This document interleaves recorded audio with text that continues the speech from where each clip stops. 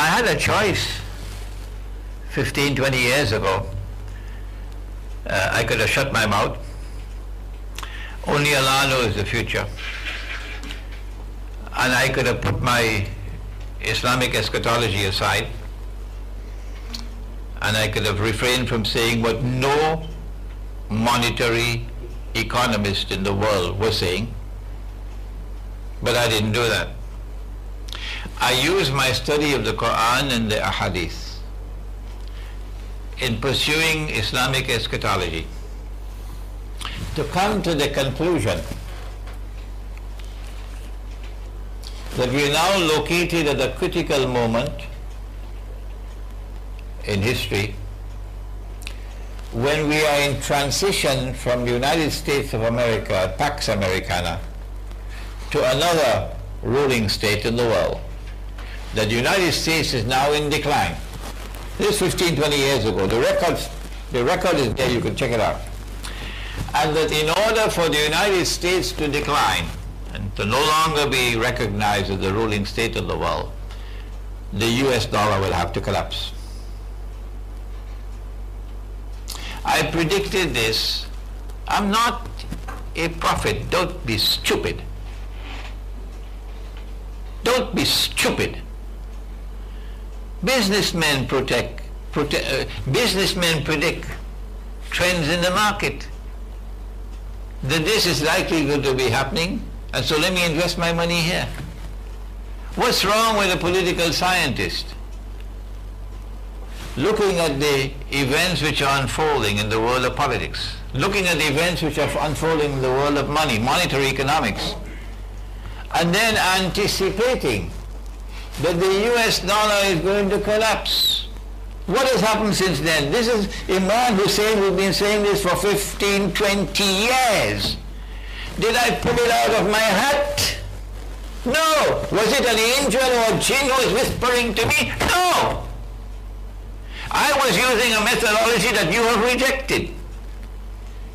Your methodology, my critics, is that only Allah and His Messenger can explain and interpret Quran and Hadith, not Imran Hussein. Well, fine, that's your methodology. I did not accept that methodology. I said Allah sent the Quran لِقَوْمِ يَتَفَكَّرُونَ. He sent the Quran to a people who will think things out. And so there is in the Quran and the Hadith that which has to be studied and thought out.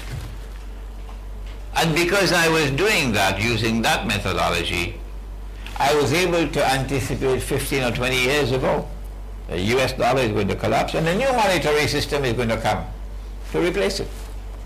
And now we are on the doorstep of what I was anticipating 50, 20 years ago. I don't see why I should stop doing what I'm doing.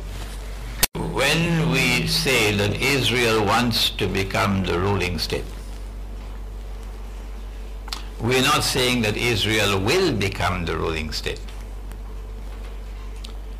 No, we say Israel, the plan is that Israel wants to take over from the United States. Why? We say that Israel wants to become the ruling state so that a man will stand up in Jerusalem and declare, I am the Messiah. Isn't it not beneficial for people to understand their plan? And we see their plan working out. They're succeeding. Why? Because we dum-dums, while fighting with each other in sectarian warfare, have abandoned the Quran and abandoned the Sunnah. Yeah. Where is the evidence? The evidence is right here. Where is it? Here. Tell me, is there any one of your scholars of Islam who have said what Imran Hussein has said, that this is bogus, it's fraudulent, it's haram? I've said it. Because I've studied the subject using my methodology.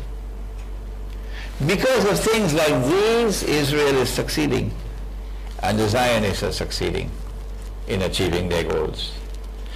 What I'm doing is trying to wake up our people, trying to teach, doing it with patience, but sometimes I get angry. شكرا جزيلا.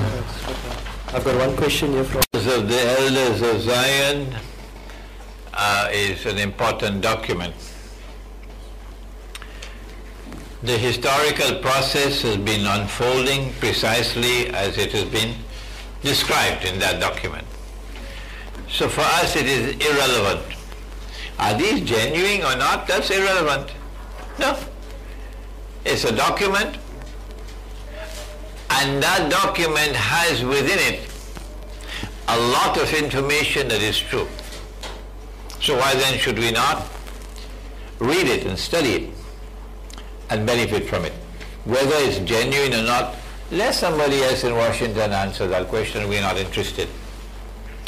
What's the relationship between Dajjal and Shaitan? Shaitan is a jinn. Allah never created any human being or any jinn as an evil being. No. The human beings have a choice to be Muslim or Kafir. The jinn have a choice to be Muslim or Kafir. And if you are a human being or a jinn, then on Judgment Day you have to stand before Allah for judgment. Because Allah never programmed you to commit evil. You chose that. فَأَلْهَمَهَا فُجُورَهَا وَتَقْوَاهَا. Allah inspired you with the capacity to either be virtuous or to be evil. الْحَقُّ مِنْ رَبِّكُمْ فَمَنْ شَاءَ فَلْيُؤْمِنْ وَمَنْ شَاءَ فَلْيَكْفُرْ. You have the choice, you have the freedom to choose this way or that way. But not Dajjal. Dajjal didn't have any choice.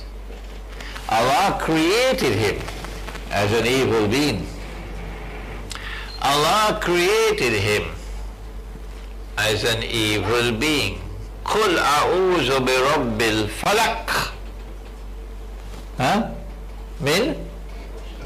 مِنْ شَرِّ مَا خَلَقَ.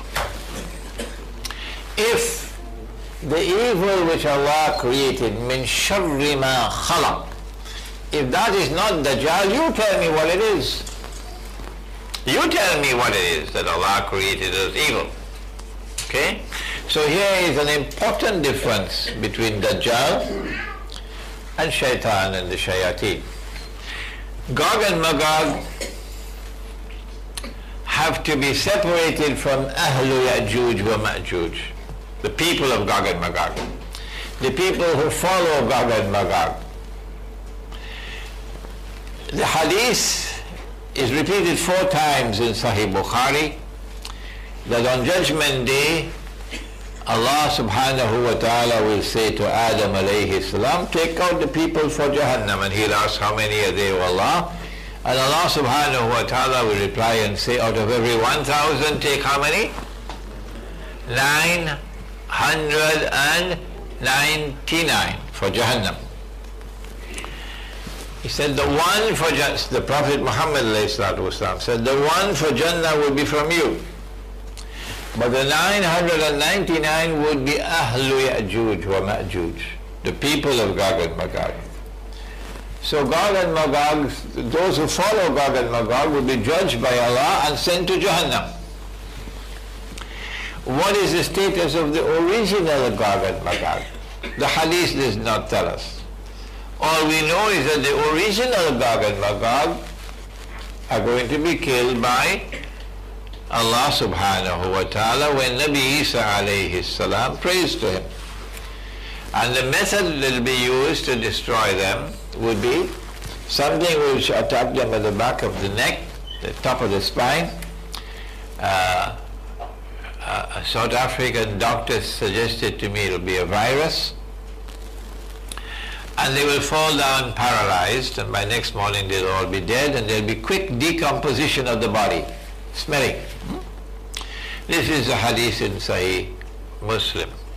So we don't know about the original Gog and Magog, what is their status. But the people of Gog and Magog who follow them, they will also be judged by Allah and sent into Jahannam, like human beings and like jinn. But Dajjal himself is programmed as an evil being. If Allah programs a person as an evil being, how can Allah subject that person to judgment? You answer that question. Okay. Which groupings?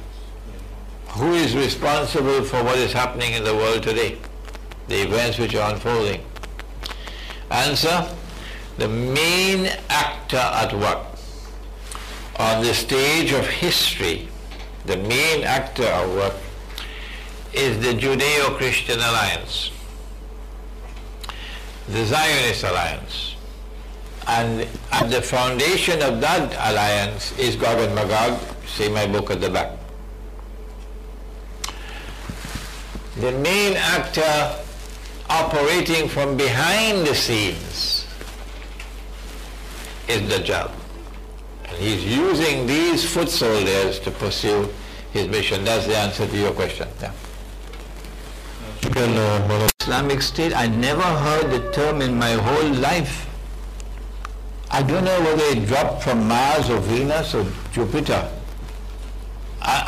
In my study of Islam, I never came across the term Islamic State. No. What I know about in Islam is the Khilafah state. And I know the difference between the Khilafah state and the modern Republican state that probably Iqbal himself did not understand. Muhammad Iqbal, Dr. Muhammad Iqbal. So when you take the Islamic movement and you register it as a political party, and you're fighting elections in this modern secular Republican state, and you want me to respond to that conduct of yours, I say you're just whistling in the wind. What you should be doing is to keep in your heart the Khilafah state and struggle to restore the Khilafah state, and to recognize the difference, the big difference between what Allah and His Messenger had given to us, which we have abandoned and which we must struggle to restore, and that which has been given to us by the Judeo-Christian Zionist alliance, the modern state. This is what they did in Egypt with Ikhwan. This is what they did in Pakistan with Jamaat Islami. This is what they did in Malaysia with Parti Islam. This is what they're doing in Indonesia. And this is what they did in Turkey, but they're not fooling us. This is not our agenda. No. Our agenda is to struggle to restore the Khilafah state.